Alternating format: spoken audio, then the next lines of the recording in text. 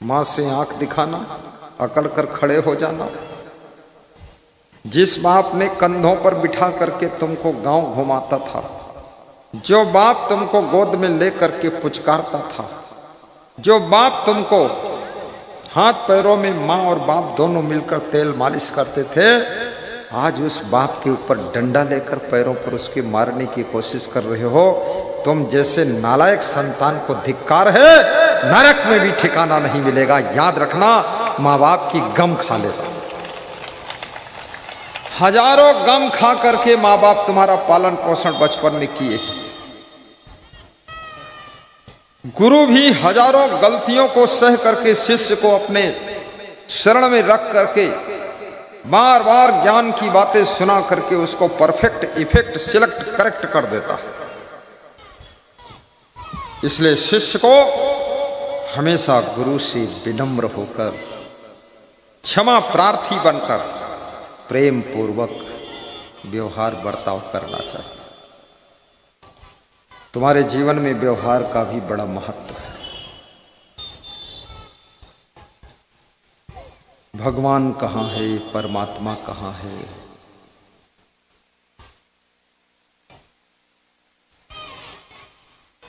कबीर साहब कहते हैं, कस्तूरी कुंडली बसे मृग ढूंढे बन माही, ऐसे घट घट राम है दुनिया जाने नहीं।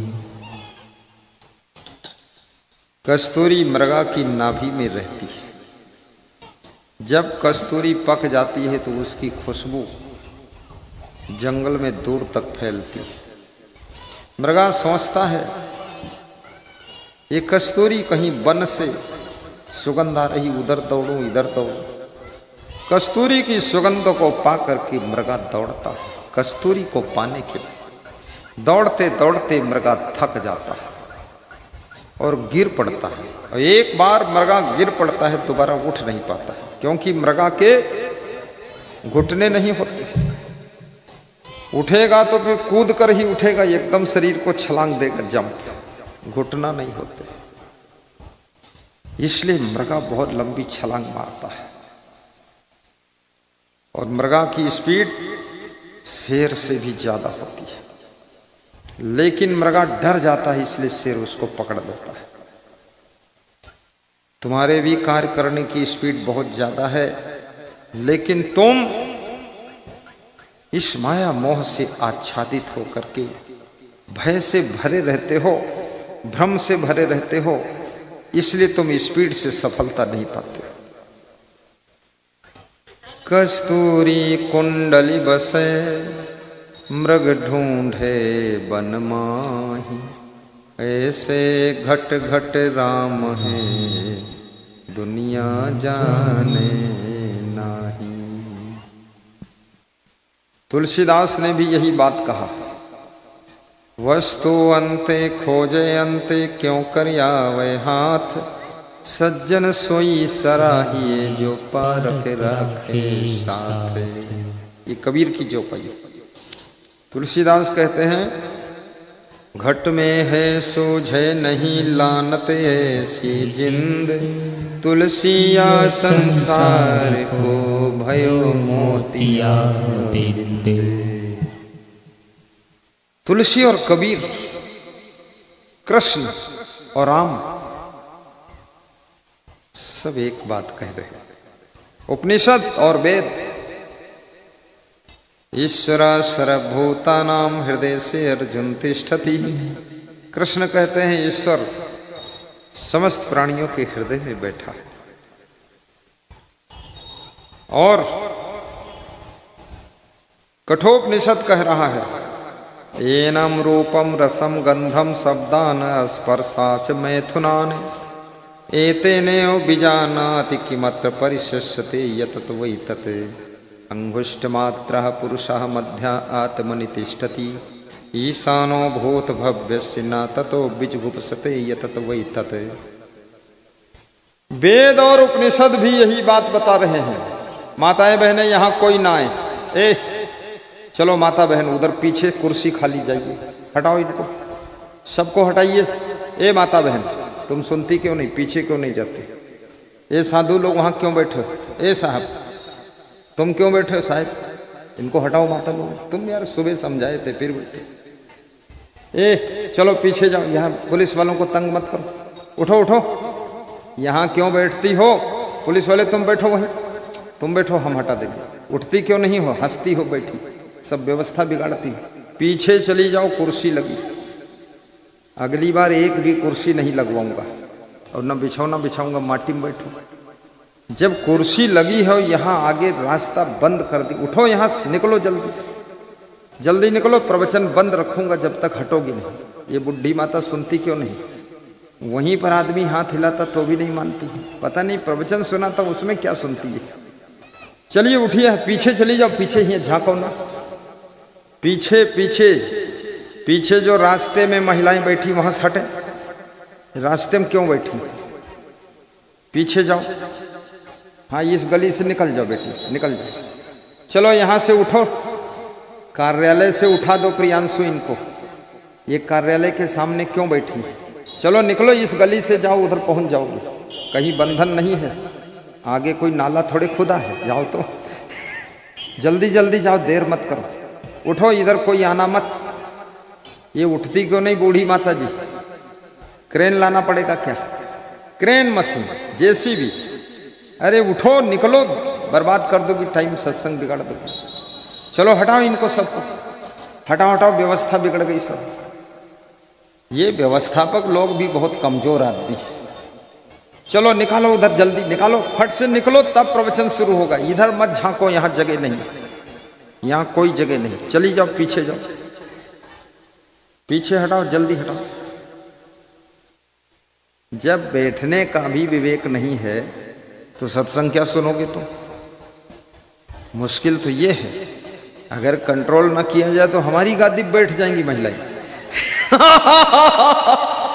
अरे मध्य प्रदेश में 20,000 श्रोता आए, इतना बुद्धि विवेक नहीं है, सब तरफ से वो मंच पर आ गए।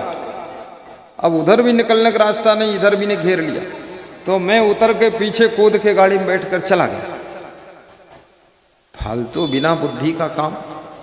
चलो निकलो माता जी, हटो यहां से, जल्दी जल्दी पीछे जाओ, यहाँ न झांको। यहाँ बैठना मना है, राजेंद्र वहां बैठने मत देना किसी। हाँ इतना दब्बू बनते हो, वहां बिठाते हो। हम अकेले अगर इसमें व्यवस्था में लग जाए, किसी को गलत बैठने ही नहीं दूंगा मैं, ऐसा सिस्टम बना दूंगा। 200 हाथ लंबा रस्सा लेकर घूमूंगा, सब जगह बंधन। अब देखो साफ हो गया, वहां रास्ता जाम किए बैठी, पीछे कुर्सी खाली पड़ी, पीछे इनको लगता वहां सांप है काट लेगा, वहां जाती क्यों नहीं पीछे? चलो जाओ जल्दी जाओ, अब कोई आगे आना मत, और कोई खड़ा है खड़ा रहने दो, उसके लफड़े मत फंसो, यहां आने मत दो, तुम वहीं खड़े रहो। ये क्या नाम तुम्हारा? शिवपाल, तुम्हारी यशपाल नाम, वहीं खड़े रहो, बुद्धिस्ट काम लो, गृहस्थी तुम्हारी जरूर चौपट हुई होगी, क्योंकि यहाँ जब तुम्हें दिखते नहीं कहाँ कंट्रोल करेंगे। वहीं खड़े रहो, कोई बैठने मत देना, ठीक? कोने में खड़े हो, इधर उधर महिलाओं को आड़ हो रहा, खड़े होना, बस बस वहीं खड़े रहना, उधर बैठने मत देना, आने मत देना, बस। बोलो जोर से, बोलो सदगुरु भगवान की जय हो। पूरा भारत देश कंट्रोल करने की ताकत है।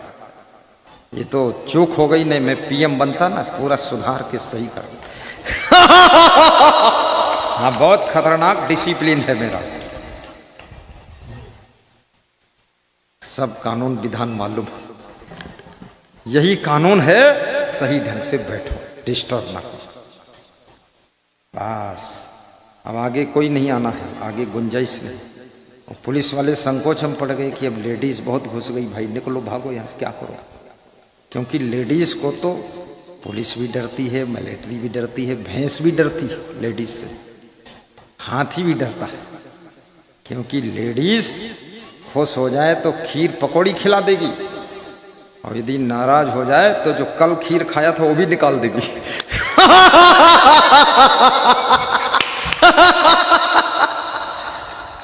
इसलिए माताओं को हाथ जोड़कर ही रहना चाहिए। इन्हीं ने तो जन्म दिया है, इनकी महिमा बहुत अपार है। कोई साधु संत महात्मा भगवान जो भी है सब इनके ही पेट में 9 महीना रहकर तब बाहर आया है। इनके आंचल का दूध पी करके तब जिंदा रहा है। इसलिए मात्र शक्ति की पूजा, यत्र नार्यस्त पूज्यन्ते तत्र रमन्ते देवता, ये वेद कहते हैं। जहां पर नारी का सम्मान होता है वहां देवी देवता आकर निवास करते हैं।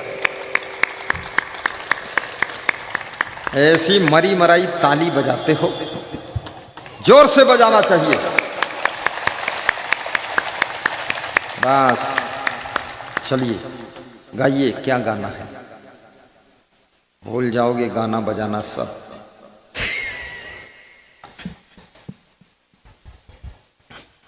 बहा दो प्रेम की गंगा, दिलों में प्यार का सागर। बहा दो प्रेम की गंगा, दिलों में प्यार का सागर। दिलों में प्यार का सागर, दिलों में प्यार का सागर। दिलों में प्यार का सागर, दिलों में प्यार का सागर। बहा दो प्रेम की गंगा, दिलों में प्यार का सागर। दिलों में प्यार का सागर। हमें आपस में मिलजुल कर, हमें आपस में मिलजुल कर प्रभु जी रहना सिखा जाना। प्रभु जी रहना सिखा जाना। हमारे ध्यान में आकर गुरु जी आँखों में बस जाना। हमारे ध्यान में सब गाइए, ताली बजाइए। अजीत सिंह खाली मत बैठना, में 5000 जुर्माना पड़ेगा। बहा दो प्रेम की गंगा, दिलों में प्यार का सागर। दिलों में प्यार का सागर। हमें आपस में मिलजुल कर प्रभु जी रहना सिखा जाना। प्रभु जी रहना सिखा जाना। हमारा धर्म क्या है, धर्म क्या होना चाहिए? हमारा धर्म हो सेवा, हमारा कर्म हो सेवा। हमारा धर्म हो सेवा। हमारा कर्म हो सेवा। हमारा धर्म हो सेवा, हमारा कर्म हो सेवा। सदा सत्संगियों में मिल हमें सेवक बना जाना। सदा सत्संगियों में मिल जोर से हमें सेवक बना जाना। हमें सेवक बना जाना। हमें सेवक बना जाना। हमें सेवक बना जाना। हमें सेवक बना जाना। बोलिए सद्गुरु भगवान की जय। बोलिए कबीर साहेब की जय। परमहंस मेही जी महाराज की जय। बोलिए सब संतन की जय। सब भक्तन की जय। आज के आनंद की जय। मुख्य यजमान मदन राम निराला की जय। आला बाला ताला मदन है निराला। मिट जाए गड़बड़ झाला। जय जय जय। बोलिए सतगुरु कबीर साहेब की जय। जय श्री राम। जय श्री राम।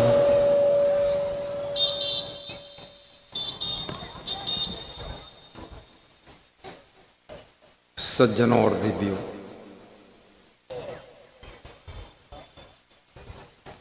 सदगुरु कबीर साहेब घट में बसे हुए आत्मा को भगवान मानते हैं। मुझ में राम तुझ में राम, सब में राम, मुझ में अल्लाह तुझ में अल्लाह। खोल कर आंख बंदे झलक देख ले, नूर चमके खुदा का तेरे सामने।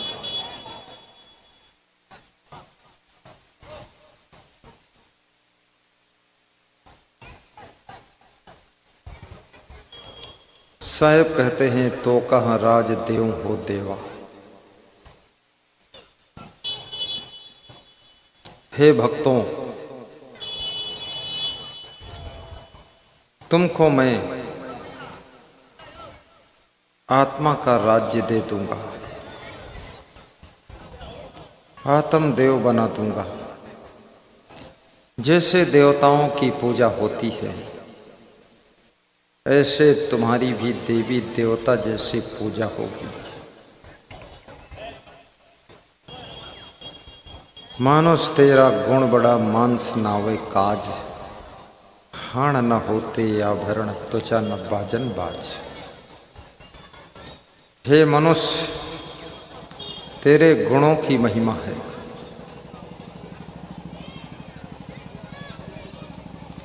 तेरी त्वचा के बाजे नहीं बनते हैं, तेरी हड्डियों के आभूषण नहीं बनते। तेरा मांस, आदमी का मांस भी आदमी नहीं खा रहा है। तेरी मृत्यु होती है, तेरे शरीर को अग्नि में जला दिया जाता है, नदी में बहा दिया जाता है, मिट्टी में गाड़ दिया जाता है।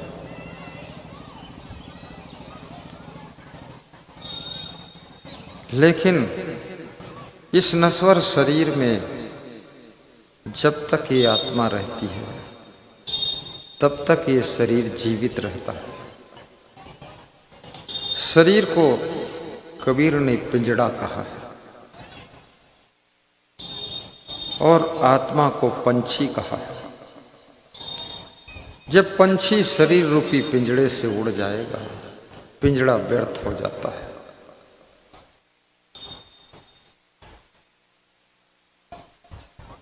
तन पिंजरा नाई है काम, पंछी उड़ जाई है। सबके शरीर में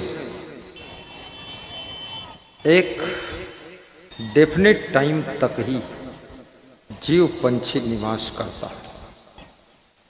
उसका एक सुनिश्चित समय है और वो समय पूरा होते ही इस शरीर रूपी पिंजड़े को छोड़कर जीव रूपी पंछी उड़ जाता है। फिर ये जीव ये भी चिंता नहीं करता है कि मेरी पत्नी का क्या होगा, बच्चों का क्या होगा, पति का क्या होगा, माँ बाप का क्या होगा। आंख बंद खेल बंद, लाश पड़ी है। 12 घंटे लोग रोते पीटते हैं, 12 घंटे के बाद दफन कर देते हैं। लाश का सड़ना शुरू हो जाता है, लाश से बदबू आने लगती है, कीड़े पड़ने शुरू हो जाते हैं।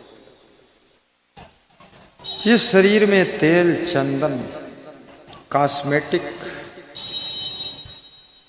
प्रयोग किए जाते थे, बाल में कंघा लगता था, आज वे बाल चिता की अग्नि में घास जैसे जल रहे हैं। ये सुंदर चेहरा जल रहा है और लाश कि खोपड़ी में बेटा बांस मारता है। बांस इसलिए मारा जाता है कि आत्मा का मोह खत्म हो जाए और लौट कर मत आना, और बेटे का भी मोह खत्म हो जाए। जिस बाप के लिए तुम रो रहे थे अब वो मर चुका है।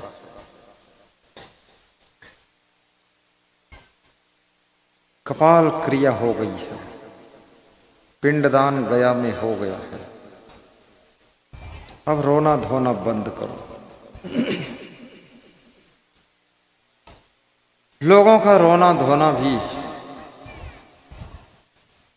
बड़ा विचित्र संसार है। जिसके मिलन में सुख होता है उसके वियोग में दुख होता ही है।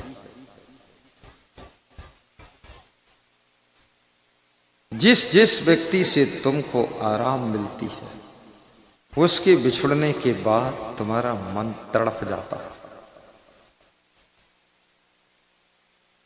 जिस जिससे तुमको दुख मिलता है उसके मरने के बाद तुम खुश होते हो कि झंझट खत्म हुआ, बहुत परेशान किया था। और याद रखना, मृत्यु को टाला नहीं जा सकता है। मृत्यु किसकी कब मृत्यु होगी किसी को पता नहीं, लेकिन किसे पता क्या उड़ चलने का आ जाता कब बेला है, कब किसका वक्त आ जाएगा। कोई एक्सीडेंट से मर रहा है, कोई बीमारी से मर रहा है, कोई हॉस्पिटल में मर रहा है, कोई घर ही में मर रहा है, कोई खेत में मर रहा है, कोई ट्रेन से गिरकर मर रहा है, और कोई बिल्कुल स्वस्थ है, कोई दवा पानी कुछ नहीं ले रहा है, शाम को सोया है और सवेरे उठ ही नहीं रहा, मर गया। 100 साल से ऊपर जी जाओ तो समझ लो अजूबा है, और 50 साल के अंदर मर जाओ तो समझ लो कुछ सत्कर्मों की कमी है। 80-90 साल जी लो तो समझ लो जिंदगी पूरा हो चुकी है। जब तक जियोगे तब तक तुम्हारी आवश्यकताएं हैं। तुमको कुछ कमाना पड़ेगा क्योंकि रोज खाना पड़ेगा। किसी के ऊपर एहसान मत रखो, मेहनत से कमाओ, खुद खाओ और दूसरों को भी खिलाओ। ये परिस्थितियां बड़ी विचित्र है। मनुष्य बड़ा आलसी भी है, काम करने का इसका मन नहीं है, और मनुष्य के अंदर गुस्सा भी बहुत है। जब तक जीवन है तुम बार बार क्रोध करते हो, बार बार काम चोरी करते हो, नियम का उल्लंघन करते हो, व्यवस्था को बिगाड़ते रहते हो, कहीं छुप के बैठे रहते हो। भोजन बन गया तब फिर प्रकट हो जाते हो, पंगत में पहले नंबर पर बैठ जाते हो। पंगत में आलू काटना है तो बीमार हो जाते हो, भोजन में कुछ पानी भर के लाना है तो रोगी बनकर बैठे हो। ऐसे चंडाल आदमी इस संसार को नरक बना देते हैं। चींटियों जैसे हिल मिल कर जुड़कर काम कीजिए। काम करने से ही संसार स्वर्ग बनेगा। काम वासना में फंसने से जीवन नरक बनेगा। काम वासना को कंट्रोल कीजिए। काम वासना की अधिकता पति का वध करा देती है, पत्नी की हत्या करा देती है, बच्चों को मार काट कर फेंकवा देती है। और याद रखना, काम वासना जिसके अंदर सीमाओं को तोड़ने लग जाती है वो व्यक्ति रावण और शूर्पणखा बन करके अपने जीवन की लंका का विनाश कर देता है।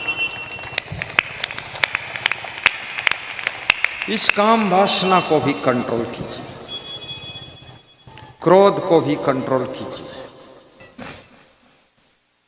रावण पछता रहा था कि मैंने अगर विभीषण को लात न मारी होती तो राम को कौन बताता कि रावण की नाभि में अमृत है, इसकी नाभि में बाण मारो तब मरेगा। अगर ये बताने वाला मेरा भाई विभीषण राम के साथ न खड़ा होता तो राम के बाण सब खत्म हो जाते, लेकिन मेरे प्राण खत्म नहीं होते और राम मुझे मार नहीं पाते।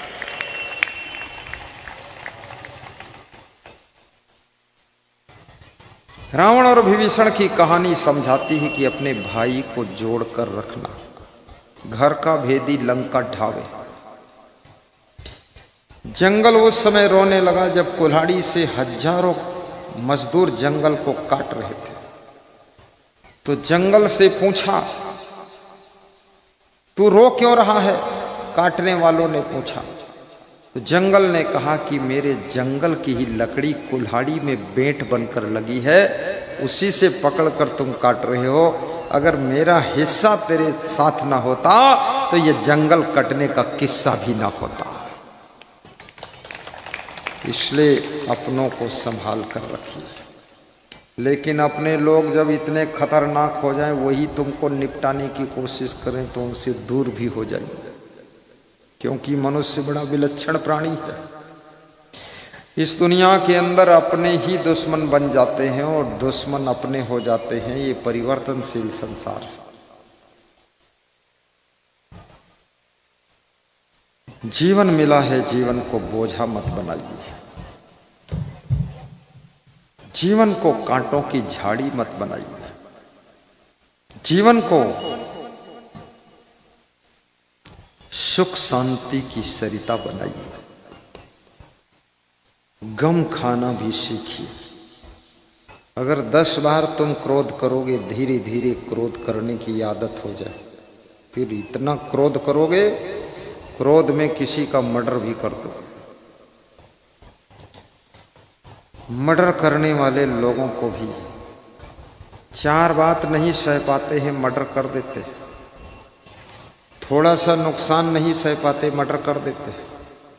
वही लोग पुलिस की 1000 गालियां सहते हैं और वही लोग वकीलों को इतना पैसा मुकदमा लड़ने के लिए देते हैं कि जो 1 कट्ठा जमीन थी वो 10 कट्ठा का जमीन वकील ले लेता है पैसा, और सारा पैसा बर्बाद होता है और कोर्ट कचहरी में बैठे रहते हैं। सब सह लेते हैं, 10 कट्ठा की कीमत का नुकसान सह लेते हैं, लेकिन 1 कट्ठा का नुकसान नहीं सहते और मर्डर कर देते हैं। याद रखना, जो बेईमानी कर रहा वो भी गलत आदमी है। किसी की 1 सेंटीमीटर जगह मत लेना, अपनी 2 सेंटीमीटर छोड़ देना। झगड़ा खत्म करो। ये जमीन तुम्हारे साथ नहीं जाएगी, ये तुम्हारा शरीर यही जमीन पर पड़ा रहेगा। विडंबना तब होती है जब भाई भाई की जमीन पर कब्जा करता है, चचेरा भाई जमीन पर कब्जा करता है। बिहार में ऐसी समस्याएं बहुत है। भाई ही भाई की जमीन पर कब्जा किए बैठा है और भाई कहता है आओगे तो टुकड़े कर दूंगा, तो दूसरा भाई कहता है जब आऊंगा तो तैयारी करके आऊंगा, तुम्हारा टुकड़ा कर दूंगा। अरे खेत के टुकड़े के लिए शरीरों के टुकड़े हो गए, शरीर के टुकड़े टुकड़े हो गए और खेत के टुकड़े के लिए लड़ गए। दुर्योधन के मन में बेईमानी थी, क्या दशा हुई। दुर्योधन को गदा से पीट पीट करके भीम ने मार डाला था। दुशासन भी मारा गया, पूरा कौरव दल मारा गया, खून की नदियां बह गईं, हजारों लेडीज विधवा हो गई, जवान पांडवों के बच्चे घटोत्कच मारे गए, बब्रू वाहन मारा गया, सबसे पहले अभिमन्यु मारा गया। सोचिए, जहां बेईमान लोग होते हैं वहां ईमानदार पार्टी को भी झगड़ा करना पड़ जाता है और झगड़े में बेईमानों का भी सत्यानाश होता है, ईमानदारों का भी बहुत बड़ा नाश हो जाता है। इसलिए बेईमानी छोड़ो। रोज महाभारत सुनते हो, पढ़ते हो, देखते हो, टीवी में देखते हो, बीबी में देखते हो, इधर देखते हो, उधर देखते, और अपने घर में फिर महाभारत शुरू करते हो। राम की रामायण पढ़ते हो, उसमें भी सीखो। राम को वनवास हुआ, राम ने समझ गया वन में चले जाना अच्छा है, अन्यथा यहां बवाल ज्यादा हो जाएगा। वन में चले गए। भाई भाई में प्रेम था, इसलिए राम ने भरत के लिए राज्य और राज तिलक छोड़ दिया और भरत ने राम के लिए राजगद्दी छोड़ दिया। प्रेम तभी जीवित रहता है जब दोनों दिलों में त्याग होता है, दोनों तरफ से प्रेम की गंगा बहती है, तभी प्रेम का आनंद आता है। एक तरफ से प्रेम है और दूसरी तरफ से नफरत के खंजर है, बेईमानी है, वहां प्रेम मर जाता है और नफरत करने वाले भी मर जाते हैं। इसलिए किसी की जमीन वमीन पर कब्जा मत करना। चोट्टा लोग, कितने आश्रमों की जमीनों पर कब्जा करके लोग बैठे हैं, चोर कहीं के चंडाल। एक वे लोग थे जिन्होंने जमीन दान दिया था मंदिर के लिए, आश्रम के लिए। दूसरे ये चंडाल पैदा हुए हैं जो मंदिर और आश्रम की जमीन पर लठबाजी करके कब्जा करके बैठे हैं। वहां एक दो महात्मा रहता है, उसको लाठी दिखाते, अगर बोल दिया तो समझ लेना। महात्मा सोचता है जिंदा रहना है तो बोलना ही नहीं, बस पड़े रहो, लड़े रहो, भिड़े रहो, बकवास। इसलिए याद रखना, हमेशा अपनी शक्ति को बढ़ाते रहिए, भक्ति को भी बढ़ाइए, शक्ति को बढ़ाइए, संपत्ति को बढ़ाइए, उन्नति को बढ़ाइए, शांति को भी बढ़ाइए।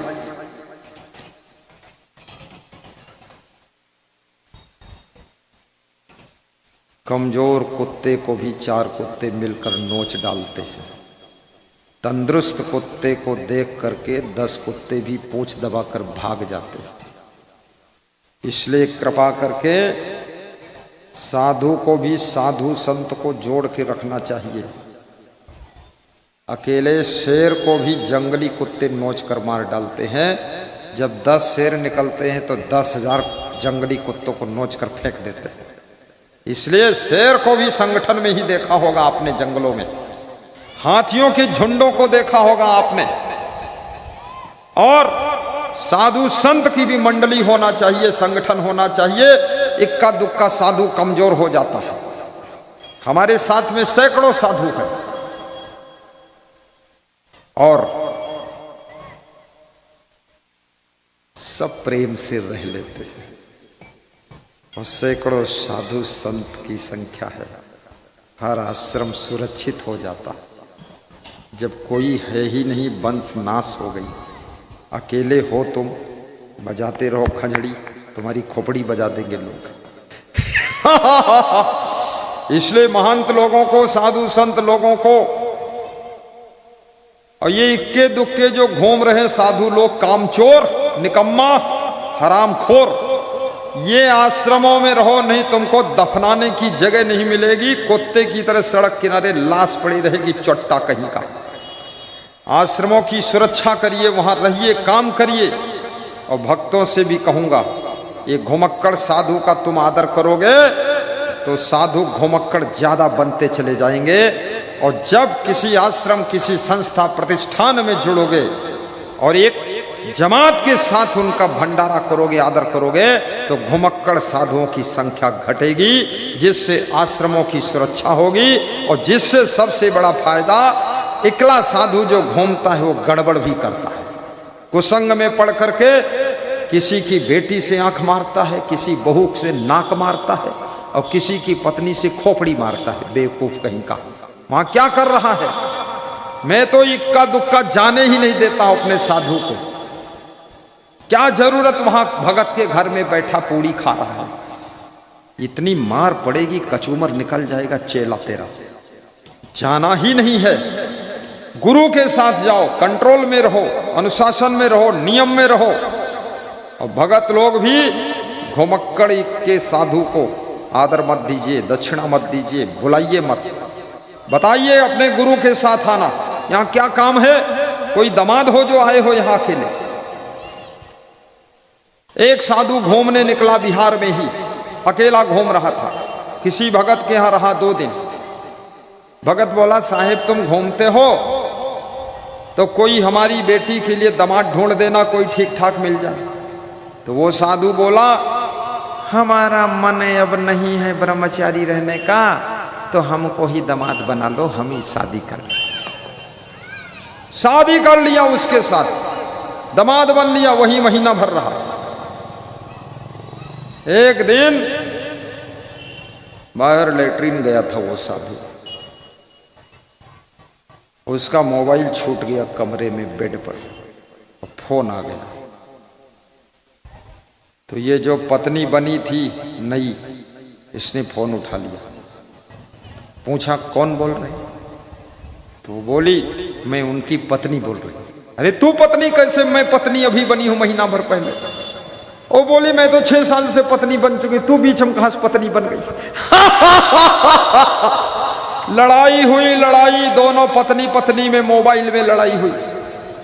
तो ये लड़की रोने लगी अपने माँ बाप से कि अरे इसका तो दूसरा स्त्री भी है, 6 साल पहले विवाह कर चुका है, ये कैसा ब्रह्मचारी और फिर यहां शादी किया।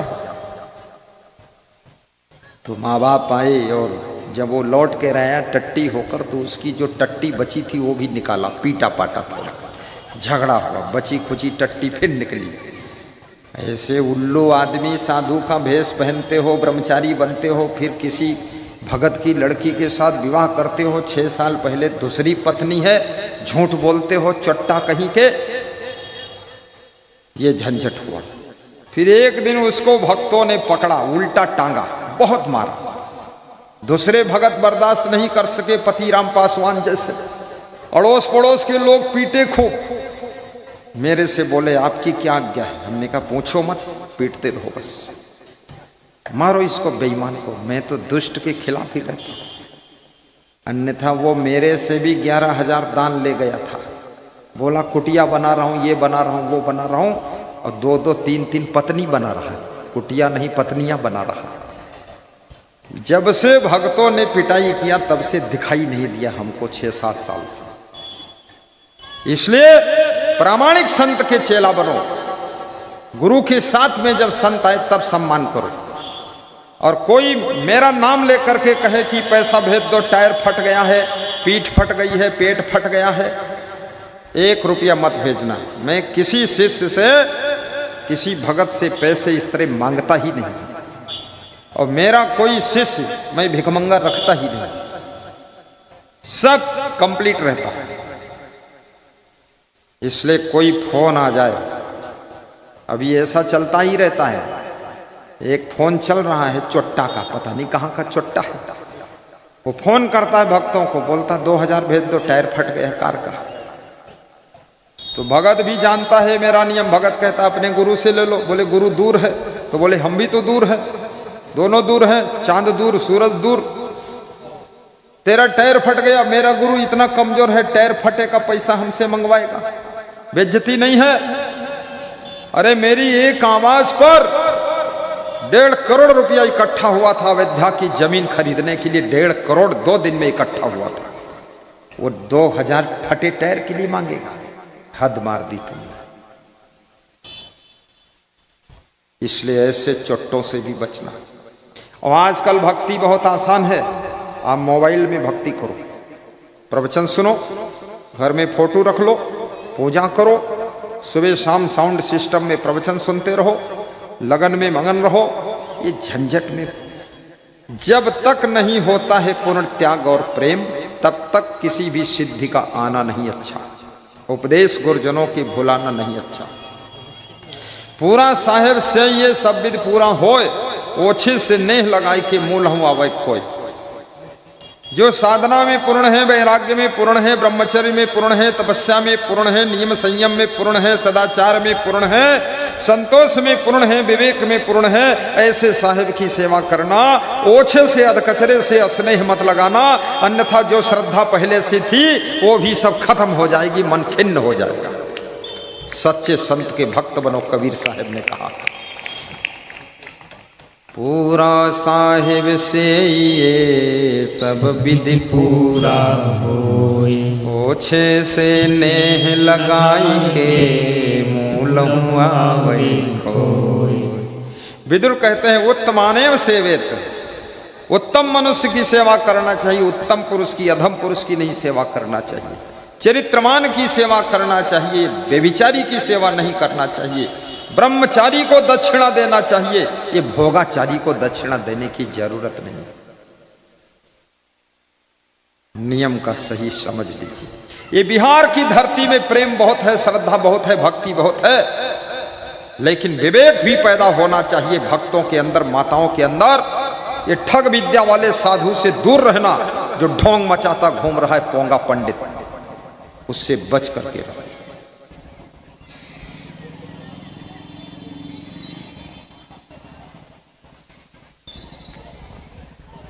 साहिब बंदगी बोलो। साहिब अरे साहेब बंदगी नहीं बोल रहे हो,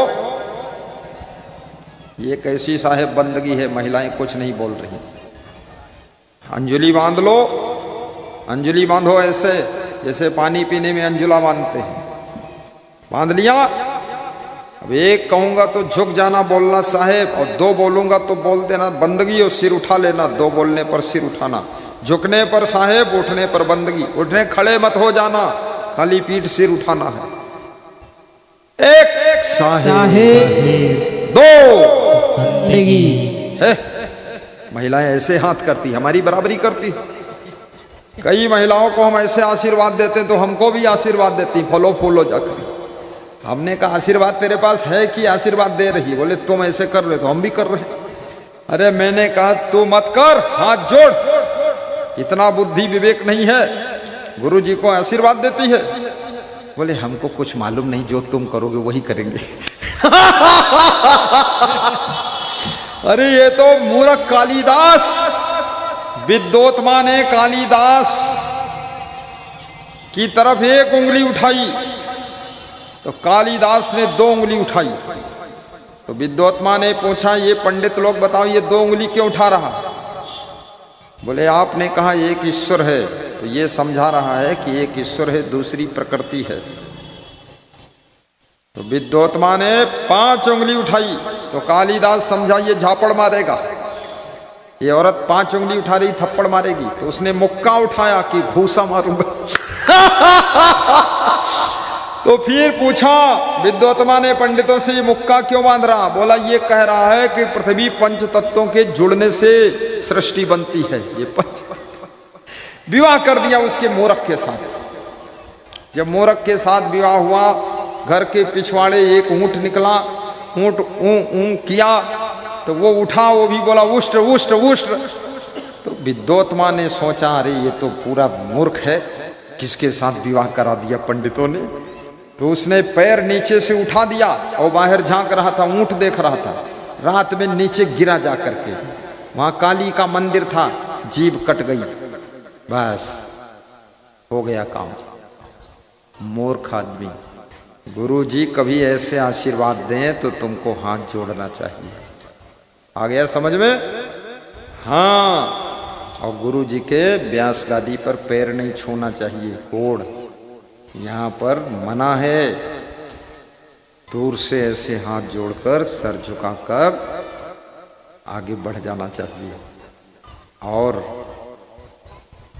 नित्य प्रवचन सुनना चाहिए मोबाइल में, और नित्य दान करना चाहिए दान पात्र में, इससे मनोकामना पूर्ण होती है। और नित्य ध्यान करना चाहिए, इससे मन की चिंता, मन का दुख मिट जाता है। नित्य ध्यान, नित्य ज्ञान, नित्य दान, और नित्य परोपकार करना चाहिए। साहसी बनकर भी जियो। कायर कोचड़ संसार में जी नहीं सकते हैं, धैर्य भी रखो।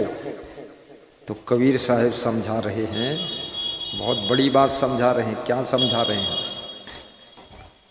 तै सुत मान हमारी सेवा, तो कहाँ राज देव हो दीवा। तुझे मैं ऐसा ज्ञान का राज्य प्रदान करूंगा जिससे तू देवता की तरह पूजा जाएगा। हे माताओं बहनों, तुम देवियों की तरह पूजनी हो जाओगी, लेकिन मेरी सेवा को स्वीकार करो। जो मैं ज्ञान दे रहा हूं, इस ज्ञान के पथ पर चलो। जो मैं भक्ति दे रहा हूं, इस भक्ति को ग्रहण करो। जो मैं संस्कार दे रहा हूं, ये संस्कार संसार में प्रयोग करो। फिर देखना तुम नारी के रूप में नारायणी बनकर उभरोगी, और नर के रूप में तुम नारायण बन करके पूजनी बनोगे। याद रखना, जब मनुष्य अपने आप को संभालता है तो मनुष्य की पूजा शुरू हो जाती है, और मनुष्य जब गलतियों में फिसल जाता है तो मनुष्य की निंदा शुरू हो जाती है। इसलिए अपने आप को संभालो। आपन तेज सम्हारो आपे, तीनों लोक हाकते कांपे। मंगल भवन अमंगल हारी, जय जय जय गुरुदेव तुम्हारी। जय जय जय गुरुदेव तुम्हारी। मंगल मूल अमंगल दमनु, सेवक सदन स्वामी आगमनु। मंगल मूल अमंगल दमनु, सेवक सदन स्वामी आगमनु। बोलिए सद्गुरु भगवान की जय। बोलिए संत भगवान की जय। बोलिए भक्त भगवान की जय। आज के आनंद की जय। साहिब बंदगी, साहिब बंदगी, साहिब बंदगी। गुरु सिकली गर कीजिए, मन ही मसकला दे। शब्द छोलना छोल के, चित दर्पण करी दे। गुरु कहिए अंधकार को, गुरु कहिए प्रकाश। मिटे अज्ञानी ज्ञान दे, गुरु नाम है तास। मिटे अज्ञानी ज्ञान दे, गुरु नाम है तास। जो अंधकार से प्रकाश की ओर ले जाता है उसका नाम गुरु है। जो दुख दूर करके सुख भरपूर देता है उसका नाम गुरु है। जो बुराइयों को छुड़ाकर अच्छाइयों को तुम्हारे भीतर भर देता है उसका नाम गुरु है। जो अज्ञान की अंधेरी रात से तुमको बाहर निकाल कर ज्ञान के प्रकाश में चलना सिखाता है उसका नाम गुरु है। जो तुम्हारी कांटों भरी जिंदगी को फूलों का पथ बना देता है उसका नाम गुरु है। ऐसे गुरु का चरणामृत लीजिए, उनकी चरण धूल लेकर के अपने प्लाट में डालिए, भवन बनकर खड़ा हो जाएगा। उनका ध्यान और सुमिरन करिए, उनसे गुरु दीक्षा और कंठी माला लीजिए और उनका प्रचार प्रसार भी करिए, प्रोग्राम भी करिए। प्रोग्राम करने से कितना फायदा है। आज अगर यहाँ प्रोग्राम ना होता तो शायद इतने लोग कैसे आते, कैसे सुनते, क्या सुनते। और ये प्रोग्राम ना होता तो मैं भी नहीं आता, और प्रोग्राम ना होता तो मैं सुनाता भी नहीं, और प्रोग्राम ना होता तो तुम भी नहीं आते, तुम सुनते भी क्या, जब है ही नहीं प्रोग्राम। प्रोग्राम की वजह से हजारों भक्तों को ज्ञान सुनने को मिला, हजारों भक्तों को आशीर्वाद मिला है, हजारों भक्तों को भक्ति मिली है और हजारों सत्संगियों को जीने का अंदाज मिला है। जैसे इटवा में हमारे महान भक्त श्री पति राम जी अजीत सिंह लाल बहादुर खड़े, इन्होंने सत्संग करवाया था। बैठो, 10,000 की भीड़ थी। जैसे हमारे बेनहर वालों ने खड़े हो, सत्यनारायण जी और ये कैली देवी ने सत्संग करवाया था, गांव भर सहयोग किया था। बैठो, ऐसे सत्संग कराई। जैसे ये मदन राम निराला, इसने हिम्मत बांध कर न्योता दे दिया, इसकी हिम्मत को बढ़ाने का काम राम प्रवेश साहू ने किया। फट खड़े हो मुखिया, झट, बहुत हिम्मत बढ़ाया। संजय दिल्ली वाले ने भी हिम्मत बढ़ाने का काम किया। मुखिया ने कहा घबराना मत, मैं साथ में। और समस्त ग्रामवासियों से कहूंगा, क्षेत्रवासियों से कहूंगा, इस भगत को सब लोग सहयोग भी दे देना। ऐसा सहयोग दे दो कि ये भगत हिम्मत बांधे रहे, क्योंकि आपकी ही सेवा के लिए मंडप लगता है, आपके लिए बिछावन बिछता है, साउंड सिस्टम लगता है, इसमें खर्चा आता है। वो भगत अकेला कहीं वजन न ज़्यादा हो जाए। सब लोग मदद करना और प्रोग्राम करना बहुत सरल है।